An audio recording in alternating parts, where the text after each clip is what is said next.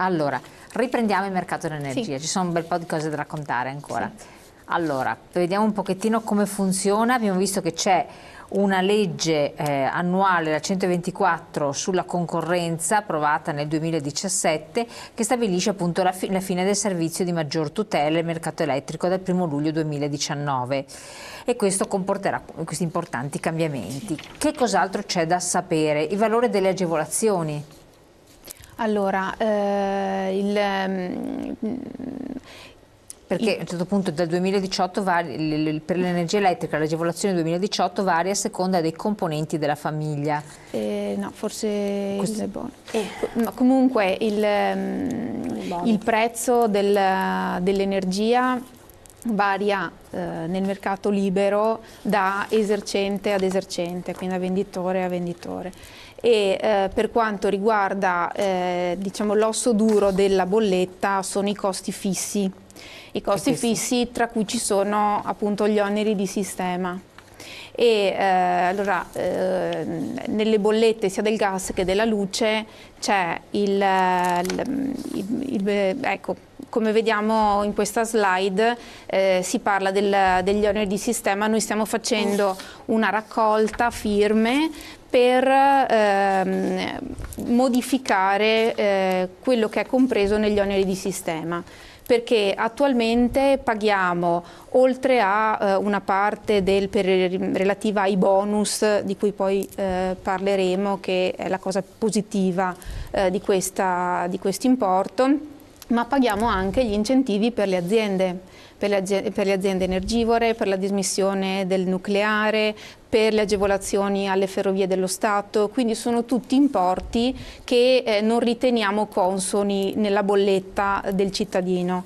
Pertanto infatti abbiamo visto nel secondo trimestre del 2018 c'è una diminuzione del costo della materia prima, ma gli oneri di sistema aumentano, quindi alla fine sono quelli che pesano di più, per cui attraverso questa raccolta firme che si può effettuare sia agli sportelli di Federconsumatori che attraverso il sito internet in cui abbiamo appunto effettuato questa petizione, e cerchiamo di far ricalcolare questi oneri di sistema diminuendo il gravio del consumatore. Quindi voi che cosa auspicate sostanzialmente? Allora, noi auspichiamo che possano aumentare anche l'importo relativo appunto al bonus per il disagio economico di chi ne necessita, ma che tolgano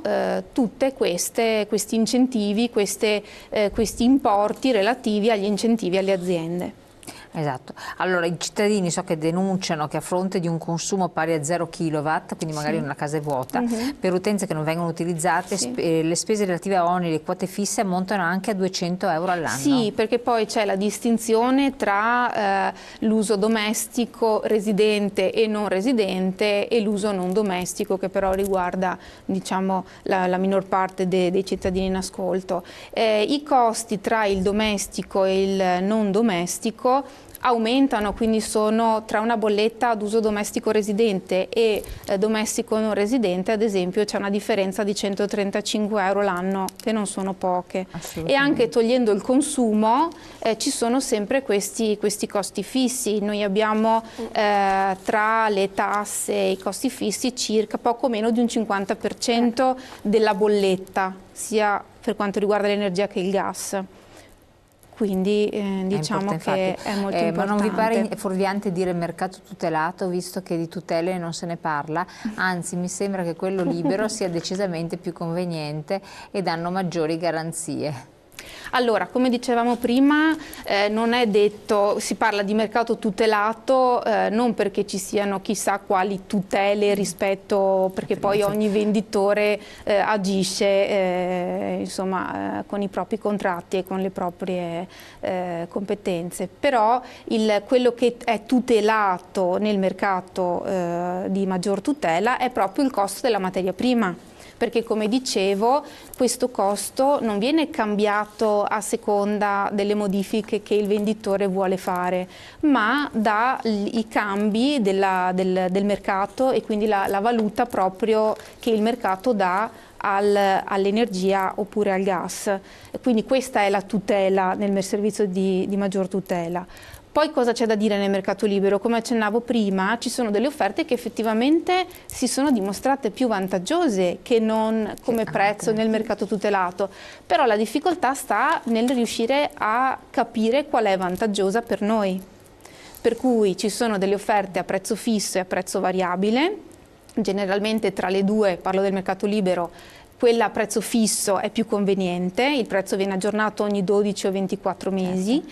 Però bisogna stare attenti a quando cambiano il prezzo, dopo ovviamente aver fatto inizialmente una valutazione ponderata di quale. Allora l'autorità mette a disposizione nel proprio sito il trova offerte, che poi verrà modificato e verrà anche migliorato per avere dei confronti un po' più ragionevoli, però attualmente si può inserire il consumo annuo e vedere quale esercente offre diciamo il contratto migliore a livello di prezzo.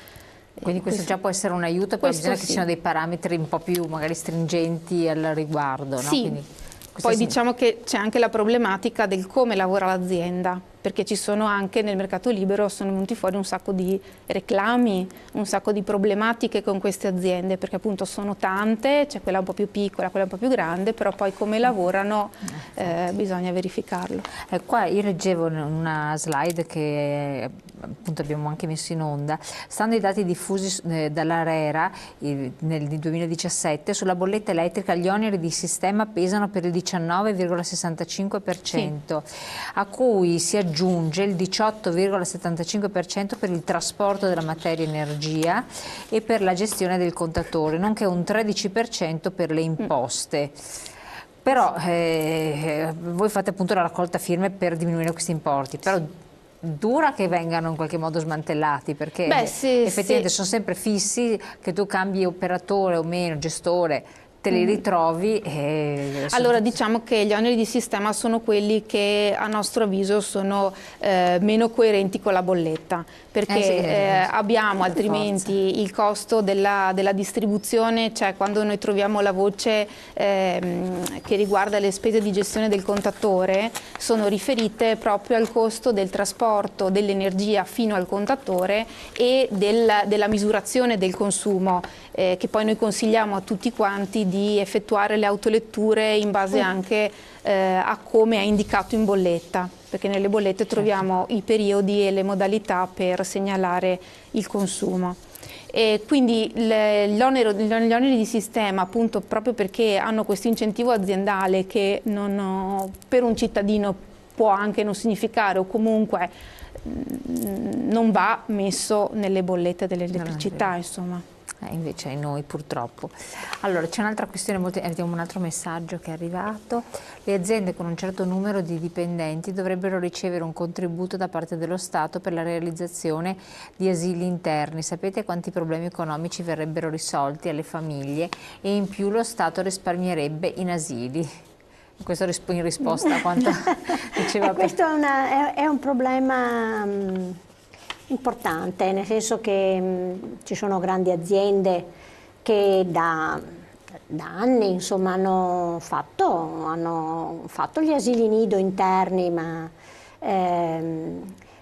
diciamo che noi come organizzazioni sindacali sempre di più siamo perché e anche in questo caso ci sono stati fatti accordi in questo senso. Se c'è la possibilità di una sinergia tra aziende e ente locale e comune, credo che sia meglio, perché adesso per esempio si sta verificando che ci sono comuni che hanno risorse, perché fare un asilo nido richiede parecchie risorse, anche perché l'età da 0 a 3 anni è un'età particolare, il rapporto insegnanti-bambino è molto più basso che in una scuola materna, e anche per le aziende è un costo non indifferente. E allora per esempio, proprio anche in comuni qua vicini da dove stiamo trasmettendo, a Rubano per esempio è stato fatto un accordo con le organizzazioni sindacali e il comune in cui c'è la possibilità per i dipendenti delle aziende di quel comune di avere la possibilità di portare i propri figli nell'asilo comunale e le aziende integrano se uno non è residente, perché sappiamo che se io voglio portare un bambino in un comune diverso dalla mia residenza, devo pagare la quota più alta. Certo. E quindi trovare questa sinergia, questa collaborazione tra aziende e ente locale credo sia forse la strada maestra, la strada più importante. E questo serve anche per venire incontro alle lavoratrici donne, no? Che così possono portare il bambino vicino a dove lavorano. Infatti sarebbe auspicabile. Allora andiamo in pubblicità, poi parleremo anche dei bonus e i beneficiari del bonus tra poco.